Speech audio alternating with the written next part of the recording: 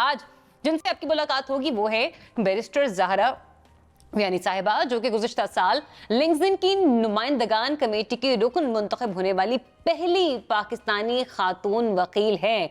इन इंतखाबात में बरतानिया और पाकिस्तान समेत दुनिया भर से 19 उम्मीदवार थे और कुल वोटर्स की तादाद थी जनाब 1300, लेकिन 1100 वोट कास्ट हुए और ये इंतखाबात ऑनलाइन वोटिंग के जरिए मुकम्मल हुए और मोहतरमा को 400 से ज़ायद वोट मिले। और हम ये भी आपको बताएं कि जिस इदारे का मैंने आपसे नाम लिया, डेफिनेटली ये दुनिया की एक मारूफ तरीन और कदीम तरीन तालीमी इदारों में से एक दरसगाह है। तो बैरिस्टर साहिबा हमें ज्वाइन कर चुकी हैं। Let's welcome her. अस्सलाम वालेकुम and very good morning barrister Zahra, कैसी हैं आप? वालेकुम सलाम, गुड मॉर्निंग टू यू। अच्छा ज़हरा साहिबा, आपको देख के मुझे वाज़ेह अल्फाज में नजर आ रहा है कि आप इंतहाई मसरूफ हैं, क्योंकि जब आप ट्रैवल कर रहे होते हो ऐसे में भी किसी के लिए वक्त निकालना, तो ये मैं कहूँगी कि इट्स माय प्लेजर कि आपने हमारे लिए वक्त निकाला। सबसे पहले तो ये कि माशाल्लाह माशाल्लाह आप पहली पाकिस्तानी खातून हैं जो लिंक्डइन की रिप्रेजेंटेटिव कमेटी के रुकन मुंतखब हुई। इन इंतखाबात में आपने डेफिनेटली पार्टिसिपेट किया और इलेक्शन भी जीता। फीलिंग्स क्या थी जब आप ये इलेक्शन कंटेस्ट कर गई, आपको इसमें कामयाबी मिल गई? क्या कितनी खुशी महसूस हुई? क्या आपने ये इमेजिन किया था कि नहीं, मुकाबला टफ जरूर होगा लेकिन कामयाबी मुझे ही मिलेगी? जब जीती मैं और जब मैं इलेक्शन जीत चुकी तो मुझे लगा कि मैंने सारी खवातीन के लिए एक इलेक्शन जीती है। काफी अपोजिशन थी थ्रू आउट द वर्ल्ड से भी, लेकिन पाकिस्तान में से भी काफी मेल मेंबर्स थे जो स्टैंड कर रहे थे मेरे खिलाफ। और बहुत लोगों ने कहा था कि आप तो हार जाएंगी, आप सीनियर हैं, आप छोड़ दें, बुरा लगता है। वोटिंग स्टार्ट होने से एक दिन पहले भी मुझे बहुत कहा गया था कि आप बैठ जाए नीचे, आप स्टैंड डाउन। तो उसके बाद जब जीत की न्यू खबर मिली, मुझे तो काफी खुशी हुई। और ऐसा वही बात है कि लगा कि अगर आप अपना दिल लगाएं और डट के कुछ काम करें तो ऐसा ही है, वो हो जाता है। तो बैरिस्टर साहिबा, ये जो मैंने भी बताया कि कितने लोग ये इलेक्शन कंटेस्ट करे थे, 19 उम्मीदवार थे ना कुल, आप की पाकिस्तान की तरफ से भी और बरतानिया की तरफ से भी। तो क्या खवातीन में सिर्फ आप ही थी जो कि इलेक्शंस के लिए नॉमिनेट हुई थी, या मजीद और खवातीन ने भी पार्टिसिपेट किया था? नहीं, तो नॉमिनेशन फॉर्म्स 4 और खवातीन ने भी फिल किए थे।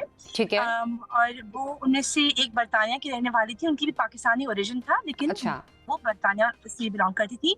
और बाकी एक मलेशियन खातून थी और एक और थी, if I am not wrong, वो थी अफ्रीका से। चलें, जबरदस्त, माशाल्लाह। अच्छा, ये मुझे ये बताइएगा कि जो लिंक्डइन की रिप्रेजेंटेटिव कमेटी है, ये किस तरह से काम करती है, और अगर कोलैबोरेशन पाकिस्तान और बरतानिया दोनों के उम्मीदवारों के लिए हो रही है, तो क्या इसका रोल पाकिस्तान में भी होगा? हम ये कोशिश करते हैं कि एक बैनुल अक़वामी सतह पर जाके पाकिस्तान के बारे में बात करें। ऐसे कोई इम्पोर्टेंट टॉपिक जैसे क्लाइमेट चेंज हो गया, जैसे हमारी जो यहाँ की कानून है उनको हम चेंज कैसे कर सकें, अपने पुलिस को फॉर एग्जांपल ट्रेन कैसे कर सकें ज्यादा बेहतर। हमारी एलिमनी एक है जो पोस्ट डिवोर्स मेंटेनेंस कहलाती है। हम उन कानून में कैसे जो इंटरनेशनल, जो बाकी जो इस्लामिक कंट्रीज हैं वहाँ जो एक और कॉन्सेप्ट इस्तेमाल होता है, वो उन कानून को हम अपने मुल्क में कैसे इस्तेमाल कर सकते हैं। जनवरी में मैं ट्रैवल किया था लंदन, और अपनी पहली जो मीटिंग थी लिंक्डइन की, उसमें मैं फिजिकली अटेंड किया था। अच्छा। ताकि मैं सबसे एक किस्म का राब्ता भी कर सकूं और देख सकूं कि हम कैसे एक इंटरनेशनल सोसाइटी लिंक्डइन की यहाँ भी फॉर्म करें पाकिस्तान में, ताकि जो भी अभी तक बैरिस्टर्स हैं जो क्वालिफाई कर चुके हैं, वो उनके लिए भी एक फर्दर ट्रेनिंग प्रोसेस हो यहाँ पर। मुझे प्री कॉल कमेटी में मुंतखब भी किया है। तो एक सब कमेटी होती है बार रिप्रेजेंटेटिव कमेटी के अलावा, और उसके तहत अब मैं जिना स्कॉलरशिप जो है एक प्रमोट करने की कोशिश कर रही हूँ कि अगर जो भी स्पेशली जो साउथ एशियन स्टूडेंट्स हैं वो जिना कायदे-ए-आज़म जिना साहब के नाम के अंडर एक स्कॉलरशिप प्रोग्राम में आ जाए, ताकि जी। एंड वी आल्सो ट्राइंग, इस साल 100 इयर्स हुए थे लिंक्डइन में जब से एक पहली फीमेल एक बैरिस्टर बनी थी। तो उसमें मैंने एक और सजेशन दी थी। अच्छा, मुझे ये बताइएगा भी, आपने कहा ना कि स्टूडेंट्स के हवाले से आप स्कॉलरशिप पर भी काम कर रही हैं, इस फील्ड में, इस प्रोफेशन में खवातीन का रेशियो क्या है? क्योंकि अमूमन इस प्रोफेशन को बड़ा ड्राई समझा जाता है, लड़कियां अमूमन लॉ की तरफ जाती नहीं है।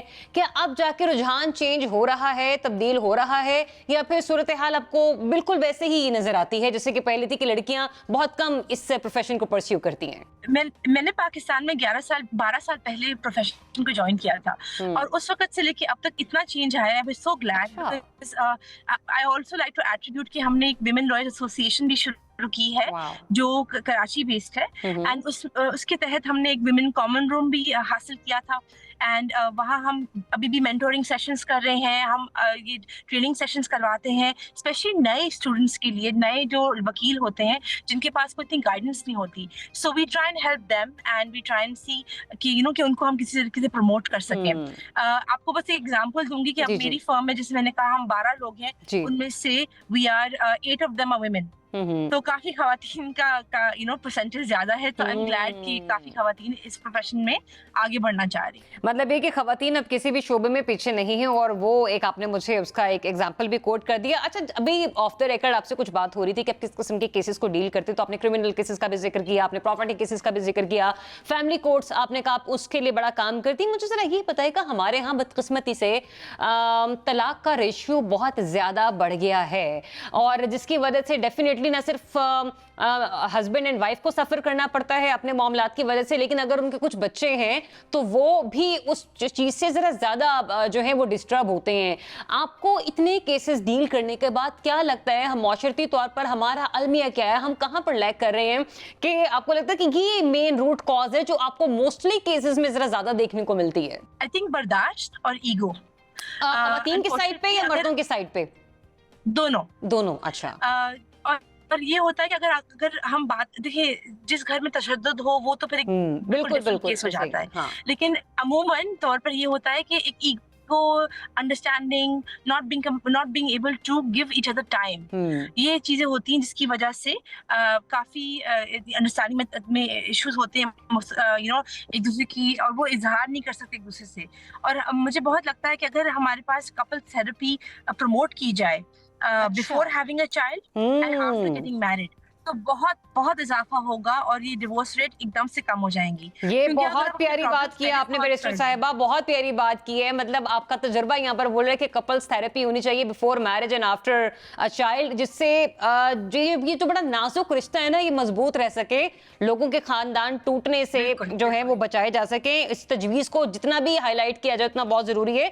दूसरा, मुझे ये भी बताएगा कि हमारे यहाँ खुला का रेशियो ज्यादा है या तलाक का रेशियो ज्यादा है, और अगर खुला का रेशियो ज्यादा है तो क्या वो अदम बर्दाश्त का सबसे बड़ा रीजन है, या फिर खवातीन के अंदर शऊर और आगे ही ज्यादा आ गई है?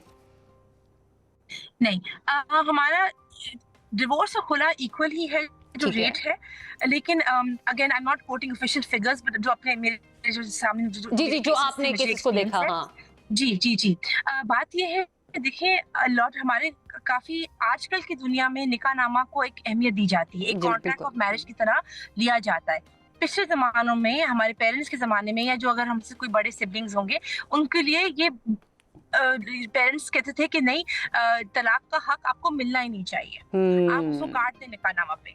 So the right of divorce अगर एक खातून को नहीं मिले तो इस्लामिकली एंड लीगली उनके पास सिर्फ खुला का रास्ता रहता है, and that is the reason why खुला की रेट्स भी इक्वल टू डिवोर्स है, बिकॉज वो एक खातून के लिए एक वो जरिया है अपनी मैरिज, एक फेल मैरिज, जो भी मैरिज का मसला हो उससे निकलने के लिए। और विरासती हुकूक के हवाले से भी जो है वो केसेस पार्लियामेंट में बिल पास हुए हैं, और इसके ऊपर हमने देखा है कि प्रेसिडेंट ऑफ पाकिस्तान और उनकी अहलिया खातून अव्वल ने भी बड़ा काम किया। आपको लगता है कि इम्प्लीमेंटेशन ऑफ लॉज जो है वो हमें कोर्ट्स में उस तरह से देखने को मिल भी रही है? अब बेटियों के हुकूक जो विरासत के हवाले से हैं उन पर कोई कदगन नहीं है, या फिर इतनी आसानी से वो सलब नहीं किए जा सकते? जी देखिए, जब हम बात करते हैं कि विरासती हकूक, वो तो हमारे लॉ में बहुत पहले से दिए हुए हैं, और इस्लाम में सूरह निसा में भी दिए हुए हैं। So under the Quran you सब कुछ लेड आउट है। अब बात ये है कि उसको इम्प्लीमेंट कैसे किया जाए। आजकल आई नो कि एक फेडरल बिल पास हुआ था जिसकी आपने बात की, लेकिन वो भी सिंध में इम्प्लीमेंट नहीं हुआ। अच्छा। वो पुराना जो सक्सेशन एक्ट है वो ही हम चलाते जा रहे हैं, लेकिन उसमें भी काफी हकूक हैं। हमारी खवातीन के जो विरासती हकूक है वो कानून नहीं मना करता, ना इस्लाम मना करता है, वो लोग खुद मना करते हैं मुआशरे तो की अगर तरफ से। एक एब्सोल्युटली वो आपकी फैमिली की जो प्रेशर होता है कि शादी कर ली तो सारे पैसे हमने आपकी जहेज में लगा दिए, अब आपका कोई विरासती हकूक नहीं है, ये नॉर्म्स हैं, सोशल नॉर्म्स की वजह से ये बातें होती हैं। This is not in the law and ये बिल्कुल भी ना इस्लाम में है ना कानून में। ठीक है, अब मुझे ये बताइए, मैं जरा अब आपके करियर की तरफ दोबारा आऊंगी जहां से मैंने आगाज किया था कि जिस वक्त आपने इस बरतानिया जाकर तालीम हासिल की और डेफिनेटली एक करियर है आपका, उस वक्त आपको खुद भी मालूम था, पूरी एक स्टडीज आपने की भी थी कि जनाब कायद आजम मोहम्मद अली जिन्ना, जनाब अल्लामा मोहम्मद इकबाल साहब और इसके अलावा दीगर नामवर शख्सियात जिसमें जुल्फ़िकार अली भुट्टो साहब, सब लोग इस दरसगाह से जो है वो पास आउट हुए हैं? जी देखिए, 50% ऑफ लिंकन जिनके जो मेंबर्स होते हैं वो साउथ एशियन कंट्री से बिलोंग करते हैं, only and only because of Mohammed Ali Jinnah साहब। तो आई थिंक वो तो एक सबका ड्रीम होता है कि वहां पर आप जाएं और वहीं आप अपने जो आपके जो फोर फादर्स की जो एक वो है जो आपके एंसेस्टर्स कह लें, and specially the founder of Pakistan, तो फिर आपका दिल चाहता है कि आप वहीं बहुत लोग स्टूडेंट्स का यही माइंड होता है कि because the great Quaid has been there, तो आपका भी वहीं आपकी एंट्रेंस वगैरह वहीं से आप तो फिर इनसे आप बिलोंग मिनिस्टर साहिबा, आपने चूंकि बाहर भी काम किया, अब पाकिस्तान में भी अपनी प्रैक्टिस को अपने कंटिन्यू रखा हुआ है, कितना फर्क नजर आता है वहां के अदालती निजाम में, निजाम इंसाफ में और पाकिस्तान के अदालती निजाम इंसाफ में? क्योंकि अभी आप इस वक्त पॉलिटिकल पोलराइजेशन बहुत ज्यादा देख रही हैं। हमारे सियासतदानों की अगर हम लोग बात ले लें कि कुछ फैसले उनके हक में आ जाएं तो बहुत गुड सारा मामला है, अगर नहीं आए तो मौजिज अदलिया, स्पेशली अगर मैं सुप्रीम कोर्ट के जजेस के हवाले से बात करूं तो उनको टारगेट किया जाता है। इस सारे मामले को आप किस तरह से देखती हैं कि आप खुद चूंकि एक लॉ की स्टूडेंट हैं और आप एक वकील हैं, अदालती निजाम इंसाफ में जब वो क्वेश्चन मार्क करते हैं तो हम लोग कहां पर स्टैंड करते हैं? देखिए, वेरी ऑनेस्टली मैंने इंग्लैंड में भी काफी प्रैक्टिस की है और मैं अभी अमूमन कभी केस करने के लिए जाती हूँ इंग्लैंड, और यही है कि वहां पर आपको एक सेट सिस्टम दिया जाता है, 21 दिन का टाइम दिया जाता है फॉर एग्जांपल पर ट्रायल। आप आराम से वहां अपना टाइम मैनेज करके जाके वहां आर्ग्यू कर सकें। यहाँ पर देखिए, वो कहते हैं ना, justice delayed is literally like justice denied, और यही बात है कि यहाँ पर आपकी जो हमारी इतनी बैकलॉग है केसेस में, from the lower courts to the high court to the supreme court, आपको डिस्ट्रिक्ट कोर्ट्स में भी द जजेस आर वेरी काइंड, लेकिन हमें बहुत जोर और शोर से छोटी डेट्स देनी पड़ती है, वरना आपको लंबी महीने की डेट्स मिल जाती हैं। तो आपको काफी जद्दोजहद करनी पड़ती है इन माइनर चीजों में, नॉट आर्ग्यूइंग योर केस, पहले डेट लग जाए, अवेलेबिलिटी ऑफ जजेस, अवेलेबिलिटी ऑफ डेट्स, कभी स्टेनो नहीं होता, specially in the district courts, कभी स्टेनो नहीं होता, कभी लीडर नहीं होता, very minor things, but पेटी इश्यूज हैं, लेकिन इसकी वजह से डिले होता है बहुत सारे मामलात में, बहुत ज्यादा। आखिरी सवाल, हाँ आखिरी सवाल, मुझे बस उसका जवाब दीजिएगा। बार्स बरतानिया में भी हैं, बार्स काउंसलर्स, ठीक है, बार्स पाकिस्तान में भी काम कर रही हैं, लेकिन हमने पाकिस्तान में काम करने वाली बार्स का अमूमी रवैया देखा है। आपको लगता है जो बार्स के अंदर खुद एक मोनोपोली सिस्टम होता है वो अदलिया के फैसलों पर असरअंदाज होता है? ये आपने मुझे दिल से बात बतानी है, ये कानूनदान बन के नहीं बतानी, क्योंकि आप खुद एक लॉयर हैं। ऐसा नहीं है कि हम लोग अगर इस फील्ड से, इस प्रोफेशन से है नहीं तो ऐसा होता ना हो या कहीं दिखता ना हो। आपने बिल्कुल ये साबित करना है कि मैं कभी बार कोई मेंबर ना बनूं। हाँ नहीं, मेरी ख्वाहिश है कि आप बने। अगर आप जैसे लोग इतने पॉजिटिव जेस्चर के साथ कपल थेरेपी पर बात करें, जो कि इस वक्त हमारे माशरे का सबसे बड़ा लूप होल है, तो मैं तो चाहूंगी कि आप जैसी खवातीन बार्स की मेंबर बने। नहीं, देखिए, आई टेल यू, इन्फ्लुएंस होता है but not to the extent जितना हमें लगता है।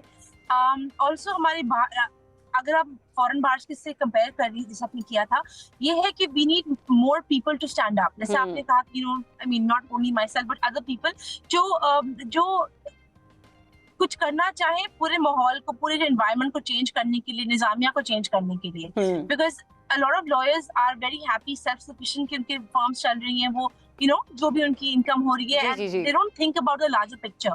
वो बदलाव लाना नहीं चाहते, वो बस अपने आप में खुश है। तो I think that is one main reason why हमारी बार सफर करती हैं, because a lot of people who should be good candidates वो खड़े नहीं होते। सही, थैंक यू सो मच।